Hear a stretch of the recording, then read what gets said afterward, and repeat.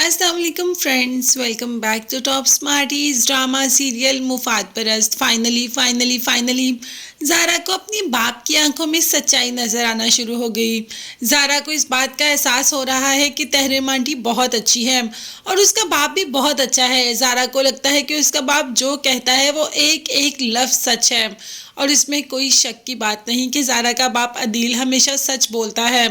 अगर ये सारा कुछ झूठ उसके जहन में डाला है तो सिर्फ और सिर्फ आलिया ने, और ज़ारा आलिया की बातों को ही सच मानकर बैठी हुई है, इसीलिए तो अपने बाप पर भी शक करती है। मगर अब उसे यकीन हो रहा है कि उसका बाप गलत इंसान नहीं। आलिया की जब कॉल आई तो ज़ारा कह देती है कि तहरीम आंटी बहुत अच्छी हैं और पापा भी मुझसे बहुत मोहब्बत करते हैं, जिस पर यह बात आलिया कैसे बर्दाश्त कर सकती है कि तहरीम की तारीफ हो रही है और अदील की।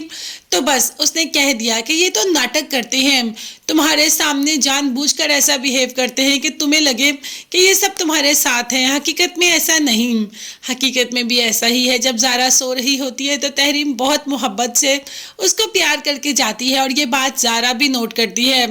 ज़ारा को कहीं ना कहीं लग रहा है कि आलिया ने उससे कुछ ना कुछ ज़रूर छुपाया है।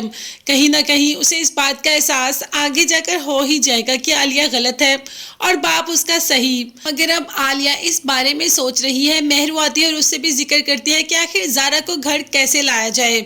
ज़ारा तो घर आना ही नहीं चाह रही, आती भी है तो बुक्स पकड़कर या कोई चीज़ लेकर चली जाती है। अब बताओ कि ऐसा क्या करूं?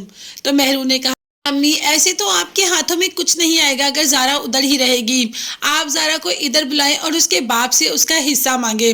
उसके बाप को खुद फ़ोन करें या उसके पास खुद चले जाएं कि ज़ारा को उसका हिस्सा दे।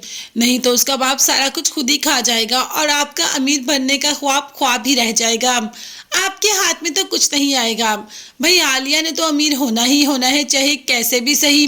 तो बस उसने तो अदील को कॉल ही मिला दी कि ज़ारा से खाक मोहब्बत करते हो तुम। अगर अपनी बेटी से मोहब्बत करते हो तो तुम में तो दिल की बीमारी है, तुम तो कभी भी इस दुनिया से जा सकते हो।